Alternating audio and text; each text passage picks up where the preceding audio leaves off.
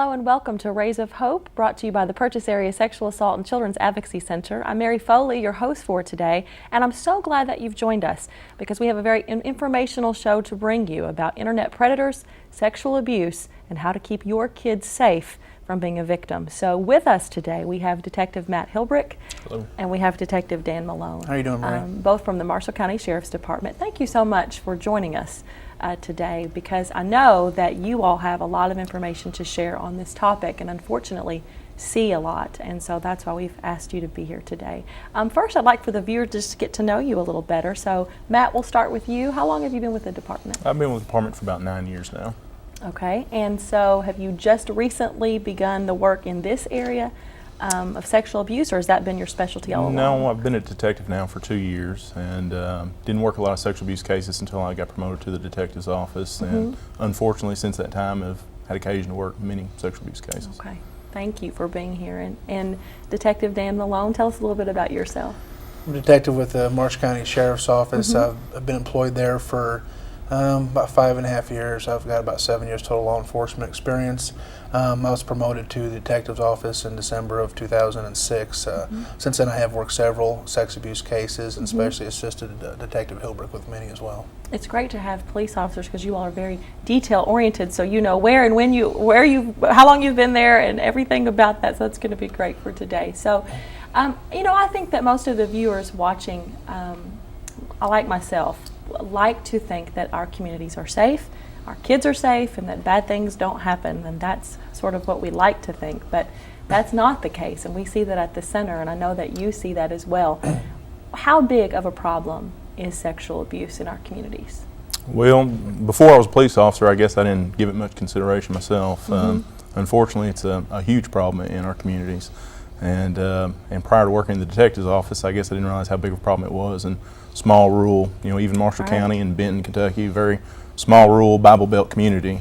You don't expect the, you know, I guess in your mind as a parent you think this happens in large cities, happens in a lot of places that, you know, there's high crime. Unfortunately, we see quite a few cases. I would say we see a minimum of at least 12 a year, all the way up to 20 to 30 a year. And that's just in your specific community? In our jurisdiction, and there's other police agencies such as Benton and Calvert City that would also, in our jurisdiction, you know, work some of their own cases.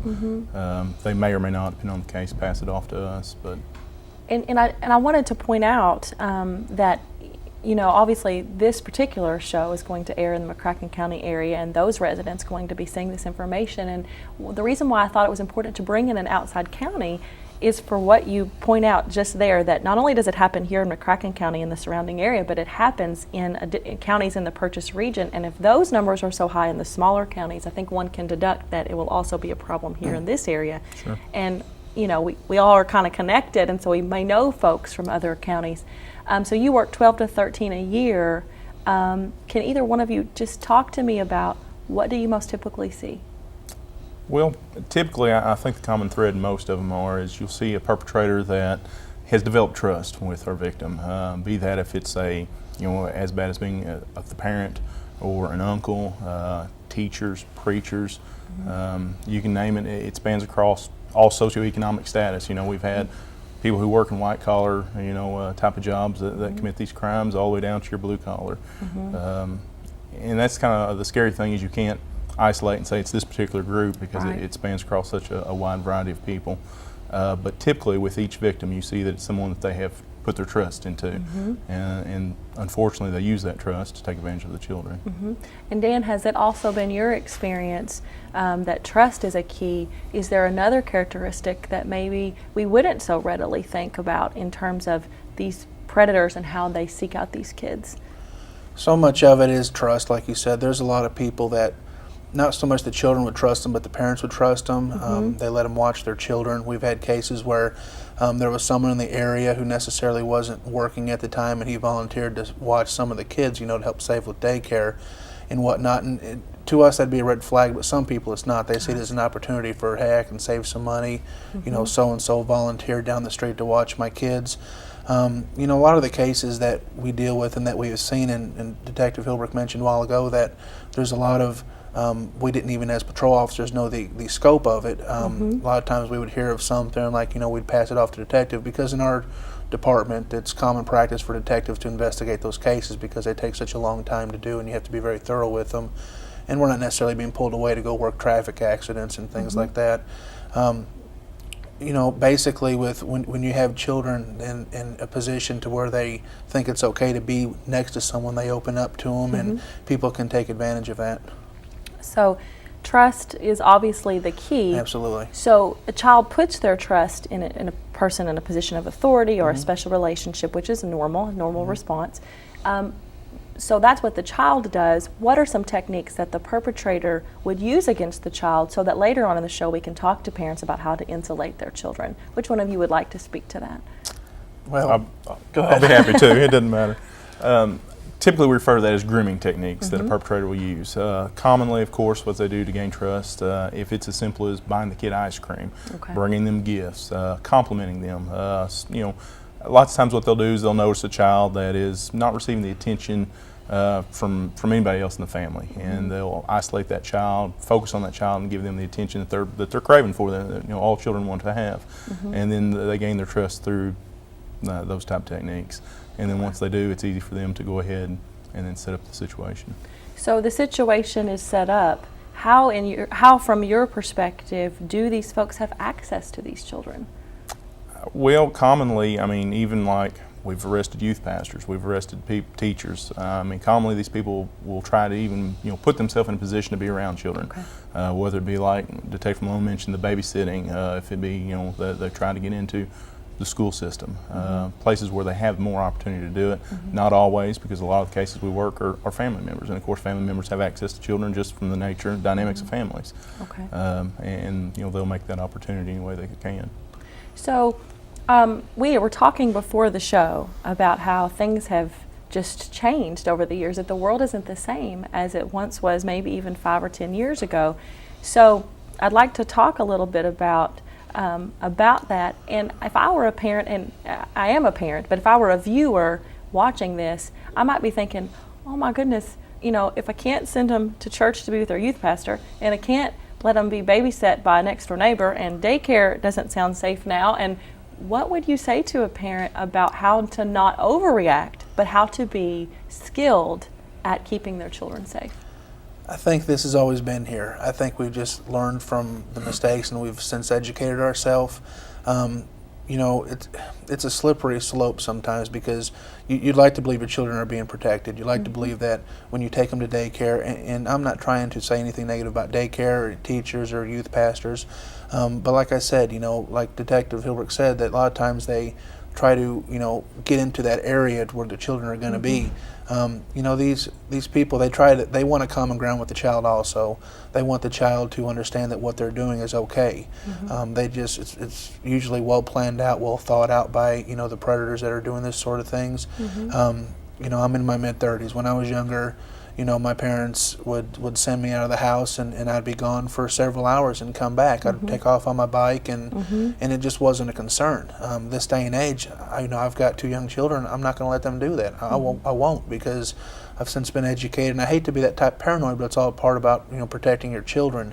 You know, certain things, I know we're going to probably talk a little more into computers and stuff in a little while with the internet and stuff, but you just have to be very guarded with your children. You have to be involved in what they do.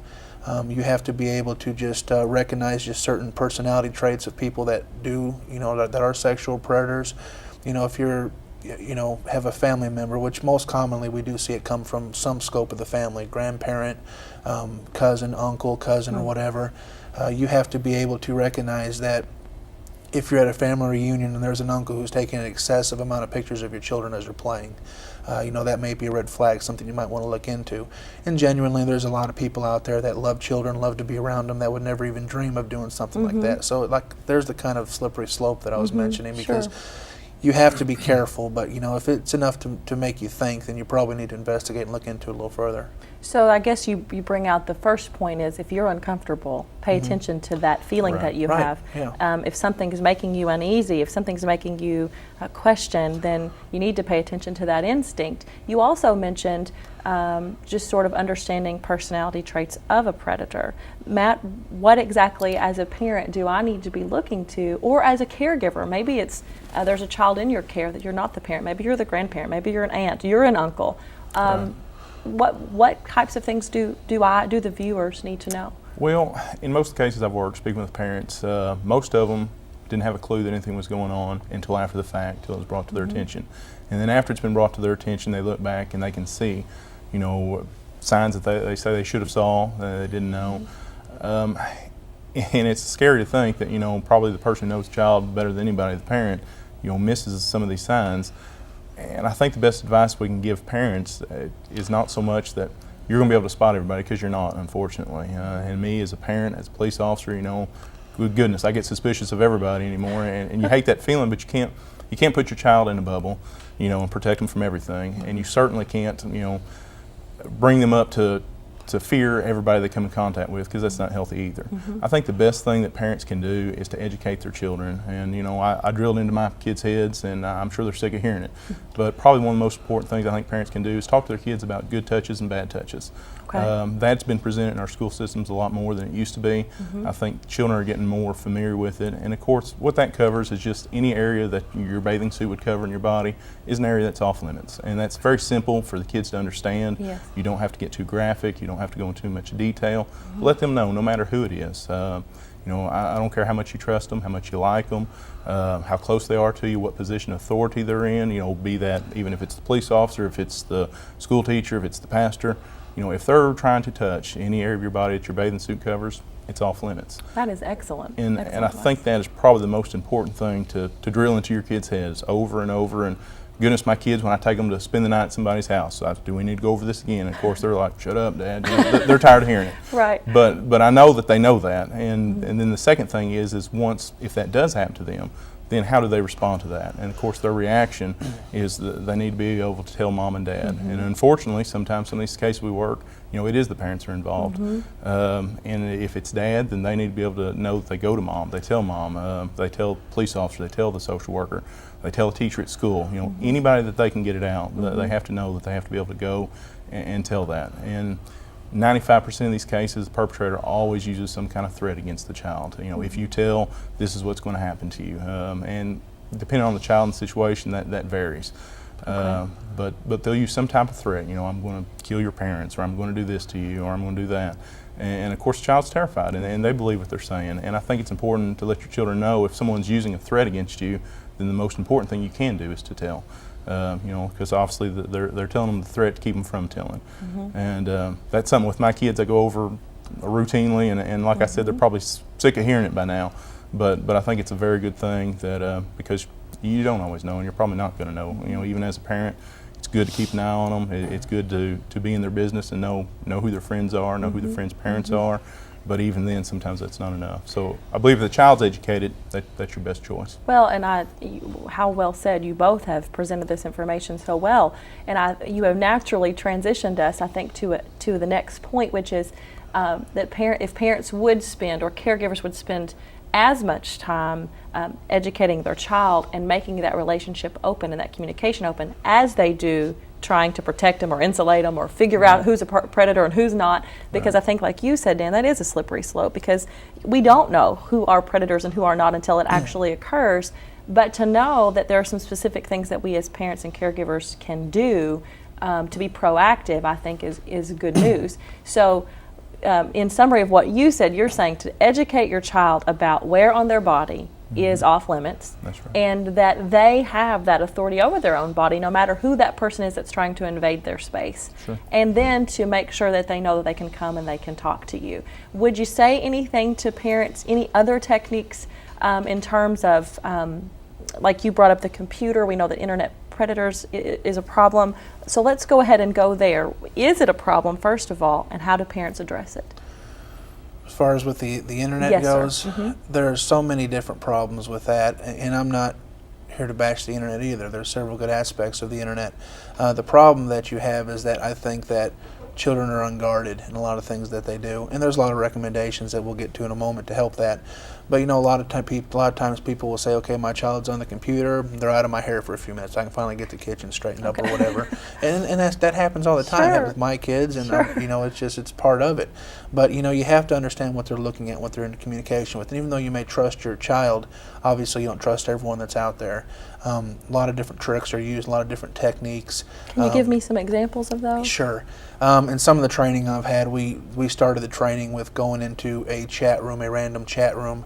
It was on yahoo.com, and we just started going into it. We were told to make our screen name whatever we wanted to. I chose a child's name, plus I put 1997 after it, which gave the appearance that I may have been 10 years old, because a lot of times in screen names, people, especially some servers, request or domains ask that you put numeric values and letters. So that's what I chose. Well, that lets someone know that the 1997 was a significant time for me, which may have been my birthday. So they'll start asking you questions and stuff. How's the weather? How's it going? Are you the old age that they'll ask for, give initials, and they'll want to know your age and your sex and your location, and then you put in there that your name is Katie and you're 10 years old and you live in London, Kentucky, or Paducah, Kentucky, or something like that. Then the graduation or the conversation just continues to talk about different things like, I got in trouble at school myself. Do you ever get in trouble? I'm bad. Do you like being bad? And it's amazing how fast it goes from a normal conversation that you think your child would have to something that is just absolutely unfathomable. I mean, it's some of the things these people ask of these children. I have a hard time articulating it, because it's I've seen some solicitation that has just been remarkable. Well, and Detective Malone, I think it's important to bring that up, because I think that viewers need to understand how quickly and yet how unfathomable some of those things can be, and I guess to kind of determine the need for us to be more guarded. Right. I was telling both of you before the show that the center provides educational programming to the schools, the good touch, bad touch that you're talking about. That's part of our scope of work that we do.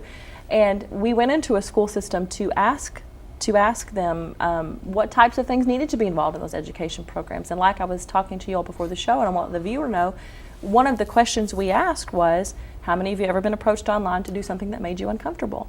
And out of a freshman class, 100% of the kids raised their hand. Wow. When we went back to clarify, we're talking about sexual things that might make you uncomfortable. Is that what you're talking about? 100% kept their hand up. When we asked, how many of you have let your parents know that you've been approached online to do something that made you uncomfortable? One child raised their hand that they had told their parent. From your interviews of children, why do you think that is?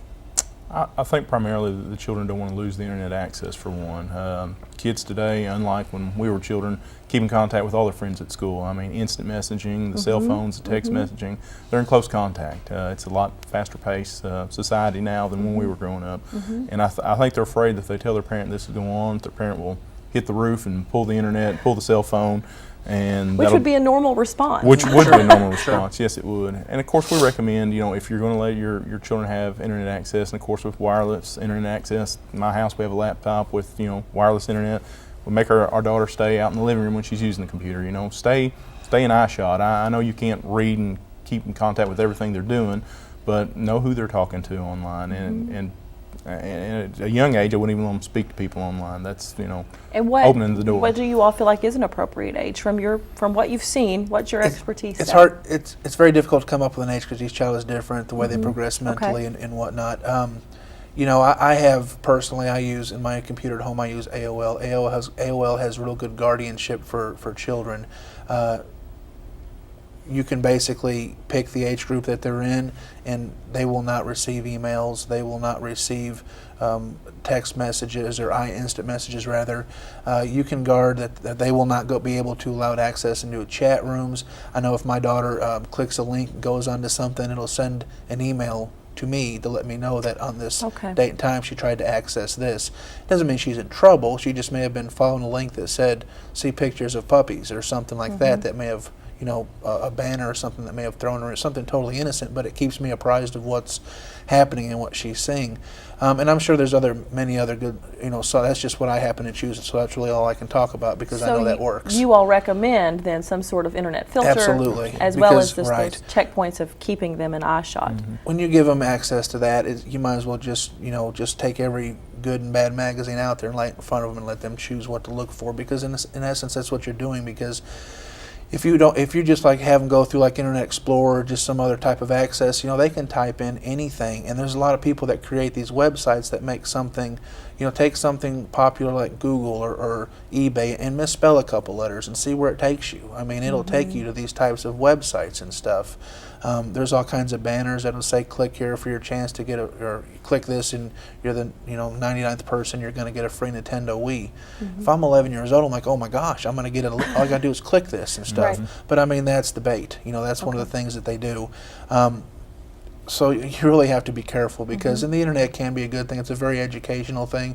I'm not expecting everyone to go out and rip it out of their homes, but they just have to be careful. If to this point you've given your child, that free reign, I'm not saying it's too late, but you really need to guard what they do, because there's so many things on there that's so many different angles that people work to get children. Well, and earlier we had talked about how the child might be afraid that they're going to lose their internet access. So as officers first, as detectives first, and then as parents second, when a parent becomes aware that there has been a problem, in our line of work at the center, we would encourage the parent to use that as an opportunity then to begin that re-education process of, what types of people are out there and what kinds of things can happen and who they need to tell. Do you all find that that is effective when parents have realized that maybe their child has been approached online? Do you feel like it's effective to use that as a learning opportunity rather than overreact and pull the internet out? Oh, absolutely. I mean, every chance that you get to educate your child, you should take advantage of it. Be that the internet, be the good touches, bad touches, anything like that presents itself as an opportunity, you should use it as a learning tool for them. And I think maybe not getting too overzealous and irate and pulling the phone line out of the wall is probably a very good response, because your child knows that if you have that type of response, your child comes to you, then they're not going to come to you the next time. And you've got to keep that open, the communication open. And of course, a lot of that depends on your relationship between the parent and the child. And unfortunately, a lot of parents don't have the good open relationship with their children. And the children fear their parents more than they'll come and communicate with them. So it sounds to me like we can all agree that internet predators and sexual abuse and solicitation of children in general is a problem across counties here in the Purchase area. You have mentioned some excellent risk reduction techniques, from keeping your child in eyeshot, getting a filter, talking about good touch, bad touch, establishing that they are sort of in charge of their body, and just you've kind of helped, I think, me and parents, hopefully, and caregivers to see that predators come in all shapes and sizes and all sorts of work environments.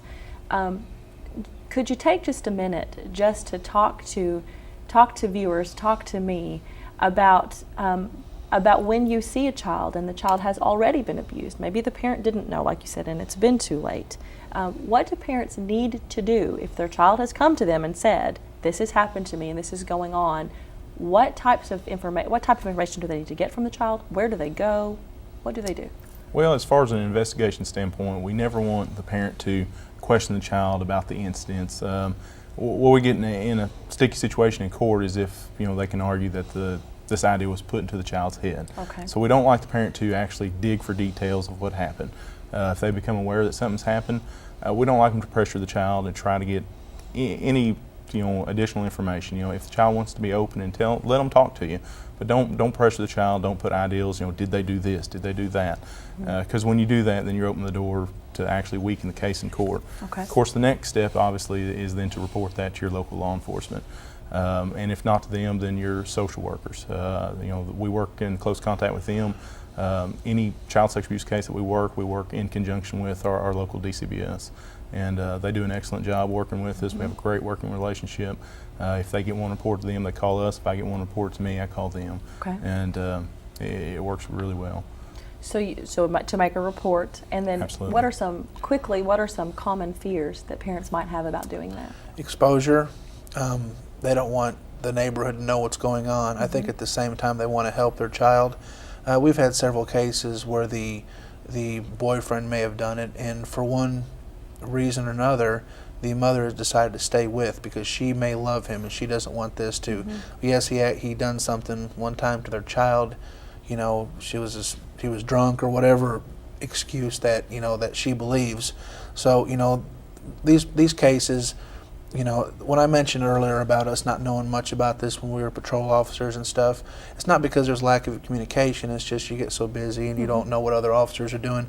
But most important is this is not something that's going to make the front page of the paper initially. And I don't think it will. If you have a large case where you've seen on the news where pastors and stuff have done this, eventually it's going to get pressed, but it's not going to name the children's names and stuff. But in most cases, we do try to protect that. We don't necessarily always do press releases that, John Doe was just now charged with this. He's done this to a 7-year-old girl who lives at such and such street. So we try to be very careful to protect that. That's why the community may not know as much, unfortunately, because we don't always do that. We don't always, but it's for good reason. You don't want to do something that's going to hurt the child any more than the child's already been hurt. So if there is a fear of that, you're saying that law enforcement is going to take great measure to protect the identity of the child. So to make a report to law enforcement, to social services, and then of course we work very closely with you folks as a Children's Advocacy Center to help provide forensic interviewing, to help provide and facilitate medical exams, and then to provide therapy as well. So do you find that when families come forward and prosecute and do those things and they go through this process, that they come out better, or do they come out worse? I believe absolutely they come out better. It's a painful experience for the entire family, and it's never easy. I don't think I've worked a single one of these cases where it's been easy for anyone involved, but I believe in the long run, when it's all said and done, the child, which most importantly, comes out better, especially through the counseling like you brought up, through the Purchase Area Sexual Assault Center. You guys do a fabulous job there. Thank you. And that's another thing you talk about, fears. I think sometimes parents are afraid that they're going to have an interview with their child in a room like they see on TV that's, they got the bright lights and the block walls and the two-way mirrors. Right. And obviously with a child, we don't do that. We try to make it as comfortable for them as possible. And it's never easy to bring a child in and sit down and say, now, I know I'm a stranger, tell me the worst things ever happened to you. That's not easy. So of course we do utilize the Purchase Area Sexual Assault Center. The forensic interviews there are great. The setup is great for the children. It's a very low-stress environment, and I think as comfortable as can be possible, given the situation. Well, unfortunately, we are out of time, but I appreciate so much all the work that you all do for coming on to the show and just for educating us, both of you. Thank you so much for being here. And thank you for being here. Again, Rays of Hope is brought to you by the Purchase Area Sexual Assault and Children's Advocacy Center. You will see the numbers on the screen if you need more information about our services. And until we see you again, please educate your children, talk to them, and make sure that you do your best to keep them safe. We'll see you next time.